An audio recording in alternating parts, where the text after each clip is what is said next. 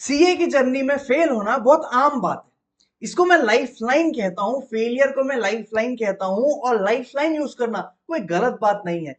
But still lifeline ना CA inter और CA final में यूज होना तो ज्यादा बेहतर है as compared to CA foundation. CA foundation की जर्नी में लाइफ लाइन यूज हो रहा है ना, मतलब आप खतरे में हो। आपको फर्स्ट अटेम्प्ट में सीए फाउंडेशन कम से कम क्लियर करना ही है। अगर आपका आने वाला जो भी अटेम्प्ट है, इस वीडियो को पूरा देखना, मैं 100% कॉन्फिडेंस आपको दे के जाऊंगा कि आपका ये वाला अटेम्प्ट आखिरी अटेम्प्ट होने वाला है। तो क्या हाल है भाई सीए फाउंडेशन के नादान परिंदों, मैं उम्मीद करता हूं आप सभी बहुत बढ़िया होंगे, स्वस्थ होंगे, पढ़ाई बहुत सॉलिड चल रही होगी।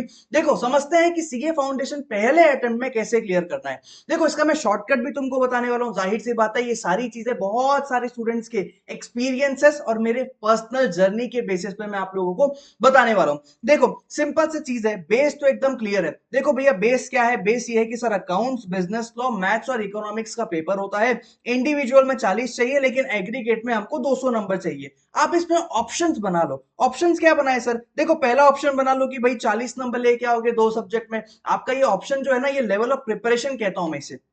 अगर आप 40 नंबर लेके आते हो दो सब्जेक्ट में, 80-60 नंबर लेके आते हो दो सब्जेक्ट में, 120 200 ऐसे टच करना, ये एक ऑप्शन है। 50 लेके आओ चारों में, ये एक ऑप्शन है। 50 लेके आओ तीन में और 60 लेके आओ एक में, ये भी एक ऑप्शन है। जनरली स्टूडेंट्स ऐसा प्लान करते हैं कि ये बेस्ट ऑप्शन है कि 60 नंबर तो दो में लाना ही है और 50 नंबर दो में लाना है, एग्रीगेट 220 बनाना है, मार्जिन ऑफ सेफ्टी 20 नंबर्स का रखना है। और साथ में ये ध्यान रखना है कि भैया कोई भी सब्जेक्ट ना 40 के अराउंड नहीं रखना है। तुम लोग को मैथ समझ नहीं आता, तुम लोग को बिजनेस लॉ समझ नहीं आता, उसके बाद भी मैं कहता हूं कि 50 का टारगेट मिनिमम दिमाग में रखना है। अगर तुम 40 रखोगे ना तो 39 लाके अटक सकता है मेरे भाई।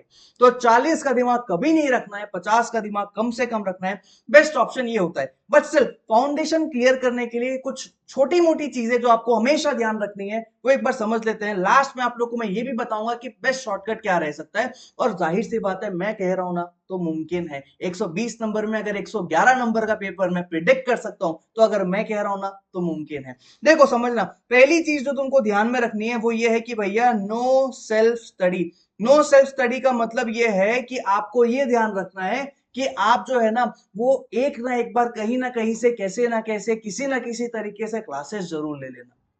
फाउंडेशन में बच्चों से गलती ये होती है, जब सेकंड अटेम्प्ट थर्ड अटेम्प्ट वाले बच्चे मिलते हैं ना, वो कहते हैं सर हमने सेल्फ स्टडी किया था, यूट्यूब से पढ़ाई कर ली थी। अरे यूट्यूब से पढ़ाई करना गलत नहीं है, लेकिन पूरा उस पर डिपेंडेंट हो जाना, एक बार भी क्लासेस नहीं लेना। आजकल इतने सारे ऑनलाइन प्लेटफॉर्म्स है, इतना रीजनेबल प्राइस हो गया है ना कि मार्केट पूरा खत्म हो चुका है। तो आप लोग जाहिर सी बात है ईएमआई ऑप्शन लेके भी ना, अगर फाइनेंशियल क्राइसिस है तो भी एक बार सेल्फ स्टडी करने का बिल्कुल भी मत सोचना, क्लासेस जरूर ले लेना, क्लासेस जरूर ले लेना। दूसरा पॉइंट है भैया आईसीएआई मॉड्यूल। आप जहां से भी पढ़ाई करते हैं अगर वहां पे आईसीआई मॉड्यूल से पढ़ाते हैं ना तो सही है।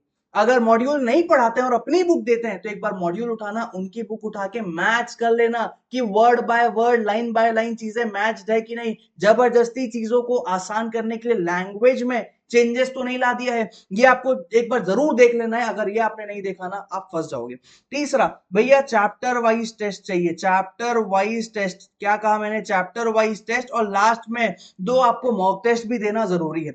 आपको ना हर चैप्टर के बेसिस पे टेस्ट प्रिपेयर करना है और मॉक टेस्ट भी आपको एग्जाम से पहले जरूर देना है। चौथा अगर मैं बोलूं, किसी भी हालत में 1 महीने का टाइम आपको प्रिपरेशन लीव चाहिए ही चाहिए। ऐसा नहीं कि आपकी जर्नी पढ़ाई के लास्ट तक चले जा रही है चले जा रही है, अगर ऐसा है तो ये गड़बड़ हो जाएगा, है ना। पांचवा अगर मैं बोलूं तो भैया 5 बार रिवीजन करने की कोशिश करना है। क्या कहा मैंने, अपना टाइम टेबल, अपना टाइम शेड्यूल ऐसा बनाना है कि मिनिमम 5 टाइम्स रिवीजन चाहिए।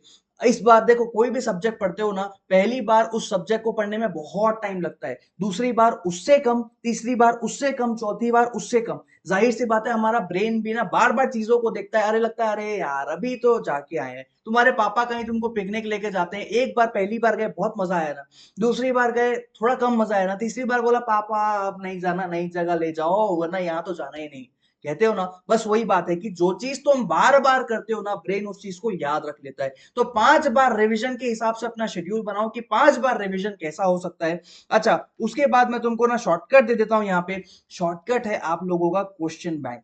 क्वेश्चन बैंक सॉल्व कर लो भाई, सिर्फ और सिर्फ क्वेश्चन बैंक के बेसिस पे रहोगे ना तो भी पास हो जाओगे, पास तो हो जाओगे, भले तुम्हारा 300 प्लस नहीं आएगा, 250 प्लस नहीं आएगा, बट स्टिल तुम 200 से 250 के रेंज में इजीली पहुंच जाओगे सिर्फ क्वेश्चन बैंक सॉल्व करने से। बस शर्तें ये है कि क्वेश्चन बैंक फुल्ली अपडेटेड होना चाहिए, मतलब आपके उसमें past year exam question, RTP, MTP, model test paper जो इंस्टीट्यूट ने अभी अभी निकाला है, आईसीआई के मॉड्यूल के क्वेश्चन, ये सब कुछ आपको एटलीस्ट 5 से 7 अटेम्प्ट का करके जाना है। कितना? 5 से 7 अटेम्प्ट का। आपके पास क्वेश्चन बैंक आपके इंस्टीट्यूट ने जो दिया है, कई बार इंस्टीट्यूट्स क्या करती है ना, मैं आपको बताता हूँ, कोचिंग इंस्टीट्यूट्स की बुक छोटी करने के लिए ना सिर्फ पिछले 4 अटेम्प्ट के क्वेश्चन देते हैं। ये सफिशिएंट नहीं है भाई, तुम एक काम करो, किसी भी अटेम्प्ट का क्वेश्चन पेपर उठा के देख लो, तुमको उस क्वेश्चन पेपर में 2019 का भी क्वेश्चन दिखेगा, 2021 का भी क्वेश्चन दिखेगा, तो पिछला 4-5 अटेम्प्ट तो पिछले 2 साल का ही पेपर हुआ ना। बात समझ आ रही है? इसलिए हमको बहुत सारा क्वेश्चन प्रैक्टिस करना है, तो आपको क्वेश्चन बैंक प्रैक्टिस करना है, यही है आपका शॉर्टकट। आपको क्वेश्चन बैंक जहां से भी मिलता है वो कर लो। बिजनेस लॉ का क्वेश्चन बैंक मैंने ऑलरेडी टेलीग्राम ग्रुप में फ्री में अपलोड किया हुआ है, फुल्ली अपडेटेड है, जाके एक बार देख लेना, आपको बहुत हेल्प मिलेगी। सब चीजें बहुत sequentially, chapter wise, unit wise मैंने अलग अलग से पीडीएफ दिया है, जो यूनिट करना है वो यूनिट करो, बाकी और कुछ भले मत करो, लेकिन क्वेश्चन बैंक करके जाना, क्योंकि क्वेश्चन बैंक से ही ना 70 मार्क्स का पेपर एग्जाम में देखने को मिलता है। अगर आपने क्वेश्चन बैंक अच्छे से किया है ना, कोई ताकत नहीं है कि वो आपको फेल कर सके।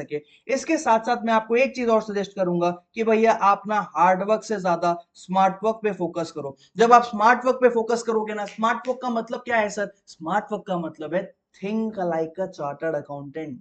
सीए के जैसा सोचो भाई, तुम्हारा जब क्लाइंट आएगा ना, तुम उसका टैक्स बचाने के लिए पूरी दुनिया जहां का परमुटेशन कॉम्बिनेशन लगाओ लोगे, तुमको फीस मिल रही होगी, यहां तुम्हारा करियर दाव पे लगा है।